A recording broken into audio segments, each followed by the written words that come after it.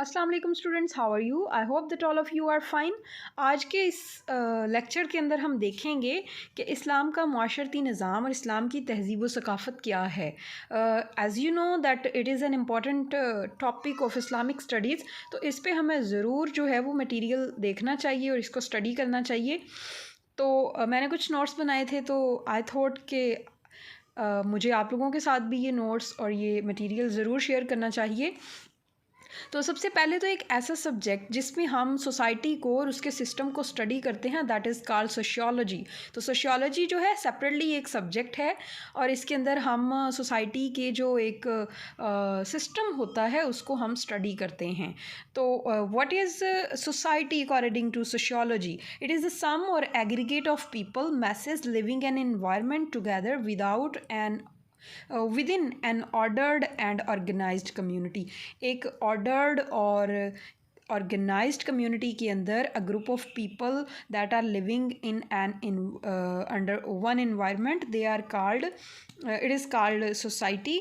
और अगर हम उर्दू में देखें कि अफराद का एक ऐसा मजमूआ जो एक मुनज़्ज़म अंदाज में किसी एक माहौल के अंदर रह रहा हो, अफराद के इस मजमूए को हम मुआशरा कहते हैं।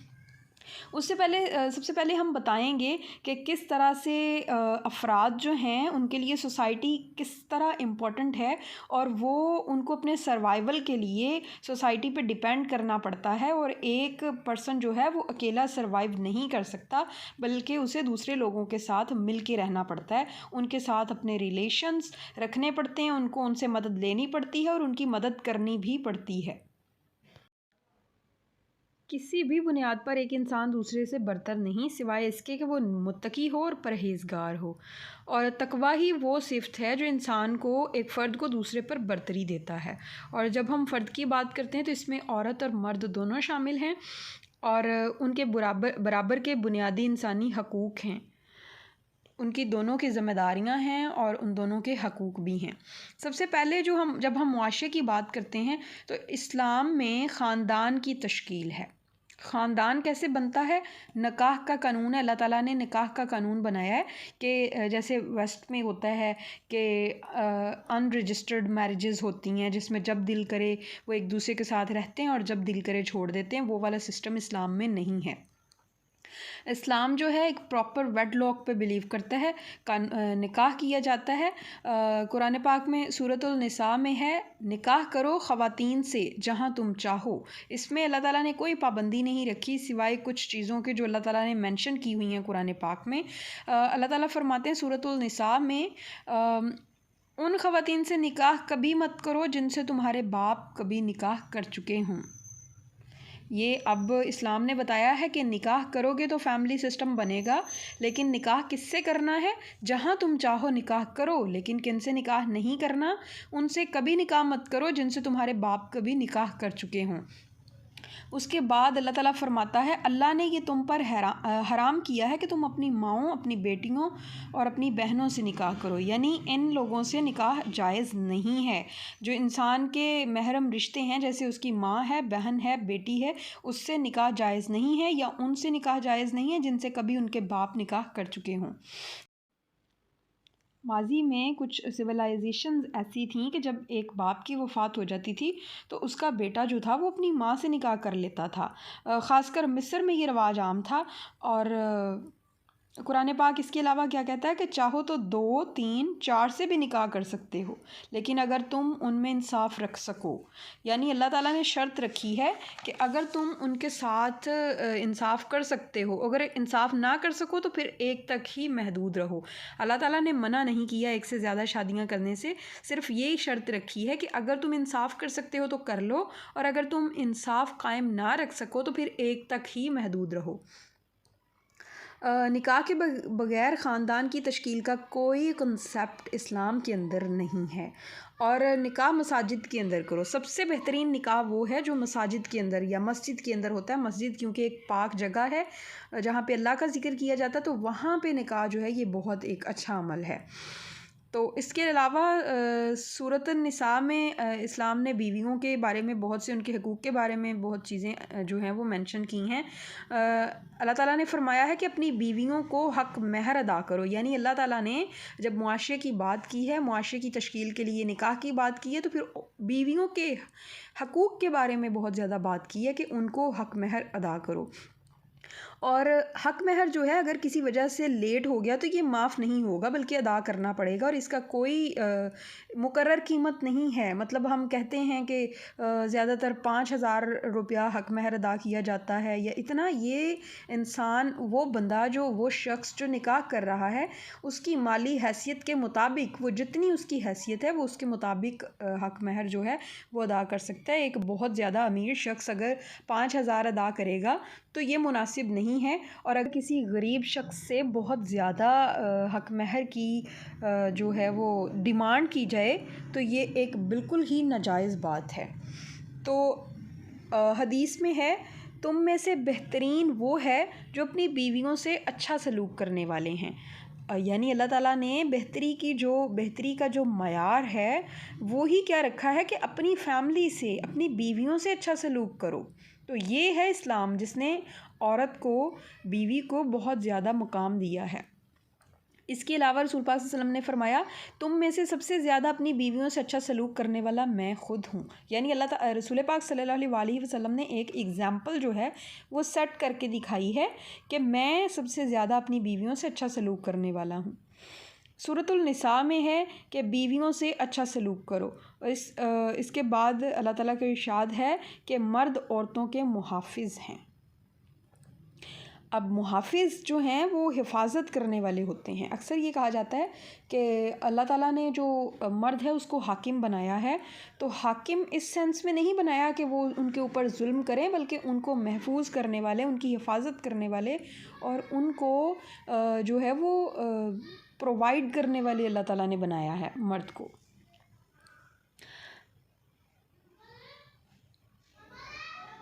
اگر ہم اس کا ترجمہ اس طرح کریں کہ مرد جو ہیں وہ حاکم ہیں عورت کے، تو حاکم بھی اللہ تعالیٰ جو ہے وہ عوام کی بہتری کے لیے مقرر کرتا ہے، اور اس کے سر پہ ذمہ داریاں ہوتی ہیں۔ اور اللہ تعالیٰ نے فرمایا ہے کہ تم میں سے ہر کوئی جو ہے وہ اپنے ریوڑ کے لیے ذمہ دار ہے، یعنی اس سے اس کی رایا کے بارے میں سوال کیا جائے گا۔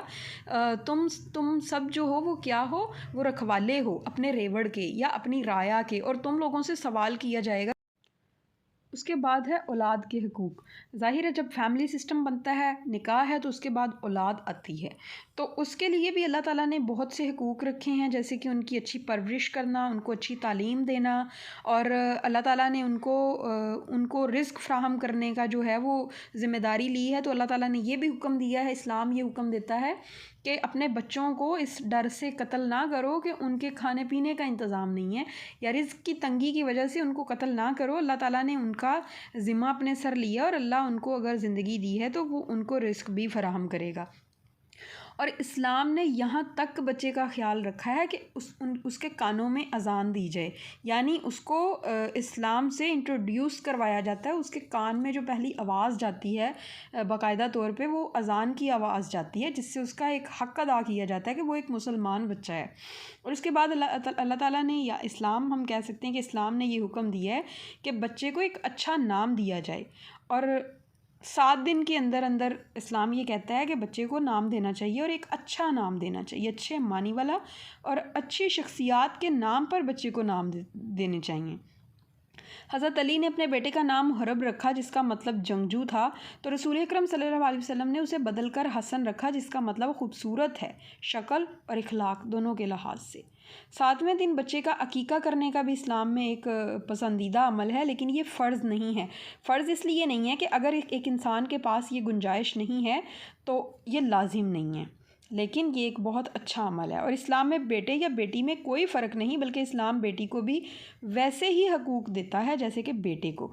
رسول اکرم صلی اللہ علیہ وآلہ وسلم اپنی بیٹیوں کو بہت محبت اور شفقت سے پیش آتے تھے، ان کے ساتھ بہت اچھا سلوک کرتے تھے۔ रसूल पाक सल्लल्लाहु अलैहि वसल्लम ने प्रैक्टिकली ये साबित किया कि वो अपनी बेटियों से कितना प्यार करते थे और बेटियों की परवरिश किस तरह से करनी चाहिए और उनको अपने ऊपर बोझ बिल्कुल नहीं समझना चाहिए। तो इसमें बहुत सी एग्जांपल्स हैं जिनको हम कोट कर सकते हैं। उसके बाद वालदैन के हकूक़ हैं, सूरह बनी इसराइल की आयत नंबर 24-23 को हम यहाँ पे कोट कर सकते हैं। और अल्लाह ताला ने अपने हक़ के फ़ौरन बाद वालदैन के साथ हुस्न सलूक का ज़िक्र किया है और अल्लाह ताला ने वालदैन के हकूक़ बयान करते हुए भी माँ के हकूक़ पर ज़्यादा ज़ोर दिया है। रसूल अकरम सल्लल्लाहु अलैहि वसल्लम से सहाबी ने पूछा कि सबसे ज़्यादा हक़ किसका है, तो रसूल सल्लल्लाहु अलैहि वसल्लम ने फरमाया तुम्हारी माँ का। सहाबी ने फिर पूछा तो फरमाया तुम्हारी माँ का। सहाबी ने तीसरी बार पूछा तो यही जवाब आया। उसके बाद चौथी बार पूछने पर आपने फरमाया तुम्हारे बाप का। तो इससे हम अंदाज़ा कर सकते हैं कि रसूल पाक सल्लल्लाहु अलैहि वसल्लम ने जब माँ बाप के हकूक़ की बात की तो माँ के हक़ पर कितना ज़्यादा ज़ोर दिया। और सूरह बनी इसराइल की आयत नंबर 24 और 23 के अंदर जो है वो माँ बाप के हकूक़ बयान किए गए हैं और ये फरमाया गया कि उन्हें उफ़ तक ना कहो। उफ़ जो है ये एक एग्ज़ाम्पल है कि ये बहुत छोटा लफ्ज़ है, तो उफ़ भी हमें अपने माँ बाप से नहीं कहना चाहिए। इसके बाद रिश्तेदारों के हकूक़ हैं। सूरत उन-निसा की आयत नंबर 36 के अंदर अल्लाह ताला ने उनके हकूक़ के बारे में बात की है और कहा गया है कि सिला रहमी इख्तियार करो यानी रिश्तों को जोड़ो, और कता रहमी जो है ताल्लुक़ को तोड़ना, इस्लाम ने इसको बिल्कुल नापसंद किया है। और कता रहमी की जो मुआफ़ी है वो लैलतुल क़द्र को भी नहीं होती, यानी रिश्तेदारों के साथ ताल्लुक़ तोड़ना जो है ये अल्लाह ताला को पसंद नहीं है। उसके बाद है जी हमसायों के हकूक़, और इसमें हम ये मेंशन कर सकते हैं कि हज़रत जिब्राईल अलैहिस्सलाम ने हमसायों के हकूक़ पर इतना ज़ोर दिया कि रसूल पाक सल्लल्लाहु अलैहि वसल्लम ने फ़रमाया कि मुझे लगा शायद हमारी विरासत में से भी हमसायों को हिस्सा मिलेगा। और इस तरह और भी बहुत सी एग्ज़ाम्पल्स हैं जिनको हम मेंशन कर सकते हैं कि हमें हमसायों के खुशी और गम में ज़रूर शामिल होना चाहिए। उसके बाद मेहमानों के हकूक़ हैं। इस्लाम 3 दिन तक मेहमान की मेहमान नवाज़ी का तसव्वुर पेश करता है। अगर मेहमान 3 दिन से ज़्यादा ठहरता है तो मेहमान नवाज़ी का जो है अजर वो भी मिलता है, लेकिन उसके साथ साथ सदक़े का जो अजर है वो भी मिलता है। उसके बाद अक़लियतों के हकूक़ की बात की जाती है, जिसमें हम बता सकते हैं कि इस्लाम में कोई भी जबर का कॉन्सेप्ट नहीं है। अल्लाह ताला ने फ़रमाया कि कह दो कि तुम्हारा दीन तुम्हारे लिए और हमारा दीन हमारे लिए, यानी अल्लाह ताला ने इसमें कोई भी जबर या ज़ोर ज़बरदस्ती का मामला नहीं रखा कि किसी पर ज़ोर ज़बरदस्ती की जाए कि वो इस्लाम कबूल करें। यहाँ तक कि इस्लाम ने तो जानवरों को भी हकूक़ दिए हैं, और जानवरों को उनके ऊपर जुल्म करना या उनकी बर्दाश्त से ज़्यादा जो है वो बोझ डालना या उनको भूखे प्यासे रखना या उनको डंडे से मारना, ये सब जो है ये मना किया गया है। ये काफ़ी एग्ज़ाम्पल्स हैं जिनको हम कोट कर सकते हैं। उसके बाद अमर बिल मारूफ़ व नही अनिल मुनकर का कंसेप्ट है कि इस्लाम जो है वो अच्छाई करने की जो है वो नेकी करने का हुक्म देता है और बुराई से रुकने का और लोगों को रोकने का भी हुक्म देता है। इस्लाम में मंशियात का कोई तसव्वुर नहीं है, ऐसी चीज़ें जिनको खा के या पी के हम अपनी होश व हवास खो बैठें और अच्छे और बुरे की तमीज़ भूल जाएं। इस तरह के हर नशे से इस्लाम ने हमें मना किया। और इस्लाम में नस्ली इम्तियाज़ का भी कोई तसव्वुर नहीं है, नस्ल की या जो ज़ात पात है या रंग नस्ल है, इसकी बुनियाद पर कोई किसी से बेहतर नहीं है। इस्लाम ने ग़ुलामी की भी मुमानियत की है, और सूरह हजरात की आयत नंबर 6 से 18 में समाजी बुराइयों की मज़म्मत की है। गीबत जो है वो ना करने का हुक्म दिया है, किसी को बुरे नामों से ना पुकारने का हुक्म दिया है, बदगुमानी ना करने का हुक्म दिया है। और उसके बाद सूरह फुरकान की आयत नंबर 63 से 77 में कुरान ने कुछ खूबियाँ बयान की हैं जो इस्लामी मुआशरे में रहने वालों में होनी चाहिए।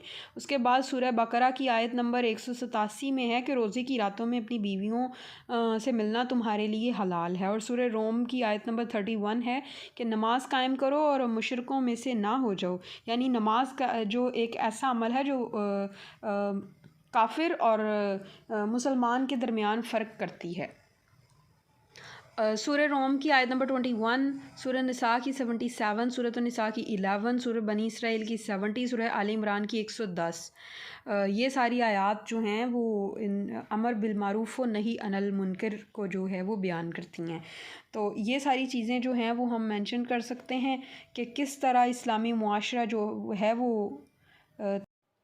اس کے بعد اسلام نے مساوات انسانی کی بات کی ہے کہ تمام انسان جو ہیں وہ برابر ہیں، اور یہاں تک کہ رسول پاک صلی اللہ علیہ وسلم نے غیر مسلموں کو بھی ہر طرح کے حقوق اور عزت دی ہے۔ دیگر اوصاف کیا ہیں؟ اسلام میں سادگی، انصاف، بھائی چارے اور رحم دلی کی تعلیمات ہیں۔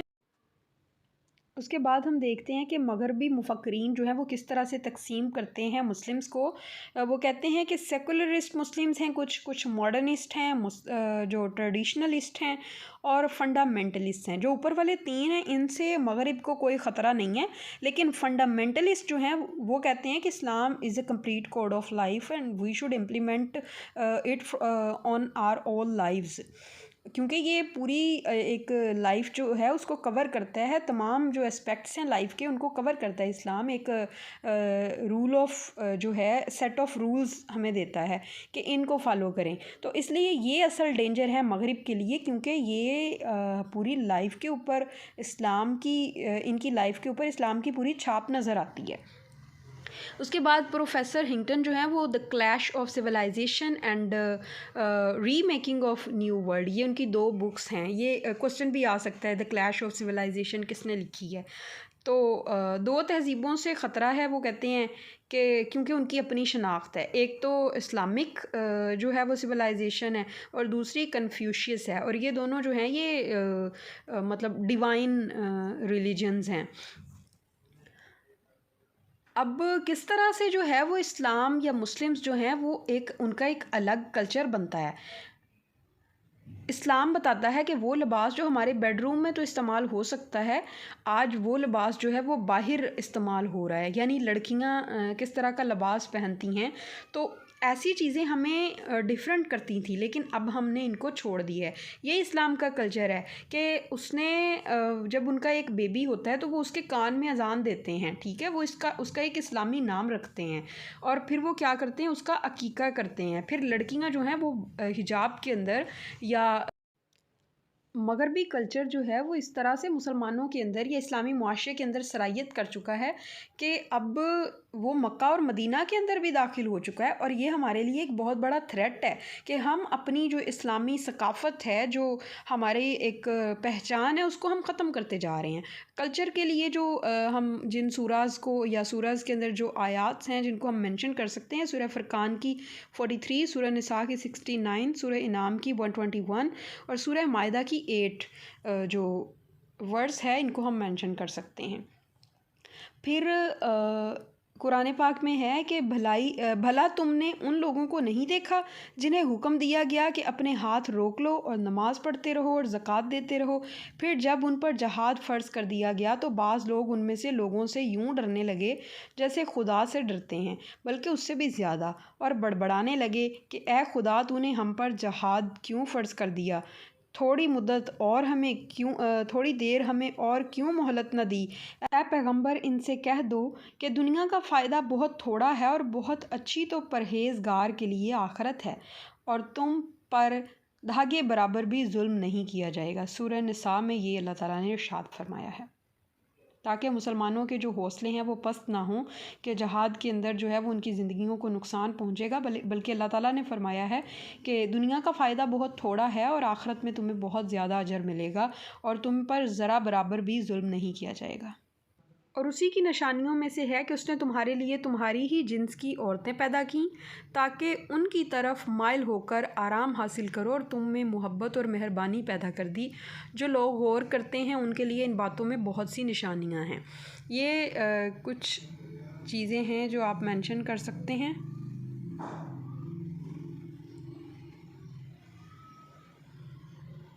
اور اگر آپ کو یہ لیکچر اچھا لگا ہے اور آپ چاہتے ہیں کہ باقی بھی اسلامک اسٹڈیز کے لیکچر جو ہیں وہ ویڈیو ریکارڈنگز آپ کو پرووائڈ کروں تو آپ کمنٹ باکس میں ضرور بتائیے گا۔ اس کے علاوہ ویڈیو اچھی لگی تو ویڈیو کو لائک کریں، چینل کو سبسکرائب کریں اور دوستوں کے ساتھ بھی ضرور شیئر کریں۔ اللہ حافظ۔